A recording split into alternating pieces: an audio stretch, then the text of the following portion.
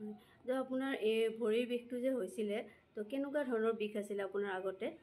তাতে বিষটো মানে বিষাই থাকিছিলে, য'ত হেমাঞ্জিঅমাটো আছিলে তাতে বিষাই থাকিছিলে আৰু বিষৰ কাৰণে অপাৰেশ্যন কৰিছিলোঁ 2004ত।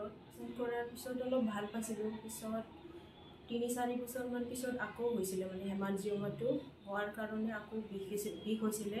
তাৰপিছত অপাৰেশ্যনটো কৰাৰ পিছত যেতিয়া মই অপাৰেশ্যন কৰিছিলোঁ 2004ত, তেতিয়া মই ভৰিখন ভাঁজ কৰিব পৰা নাছিলোঁ অপাৰেশ্যন কৰাৰ পিছত।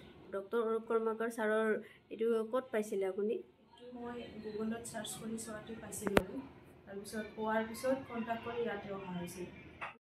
আপুনি যেতিয়া ইয়ালৈকে ছাৰৰ ওচৰত আহিলে, ছাৰে আপোনাক কি পৰামৰ্শ দিলে? ছাৰে লেজাৰ ট্ৰিটমেণ্টৰ কথাটো ক'লে। লেজাৰ ট্ৰিটমেণ্টটো কৰিলে ভাল পাব বুলি ক'লে ছাৰে। তাৰপিছত ছাৰে ক'লে চাৰ্জাৰীটো কৰিব নালাগে, লেজাৰটো কৰিলে ভাল পাব বুলি কৈছে ছাৰে। এতিয়া আপুনি লেজাৰ ট্ৰিটমেণ্ট হোৱাৰ পিছত এতিয়া কেনেকুৱা পাইছে? লেজাৰ ট্ৰিটমেণ্টটো কৰি ভাল পাইছোঁ আগতকৈ। অপাৰেশ্যন কৰাৰ পিছত ঠাইখিনি টান হৈ আছিলে, এতিয়া টানটো কমি গৈছে। আৰু অপাৰেশ্যন কৰাৰ পিছত মানে ভৰিখন ভাঁজ কৰিব পৰা নাছিলোঁ। ছাৰৰ ট্ৰিটমেণ্টটো মানে বহুতখিনি ভাল লাগিছে আৰু ছাৰক ধন্যবাদ তাৰ কাৰণে।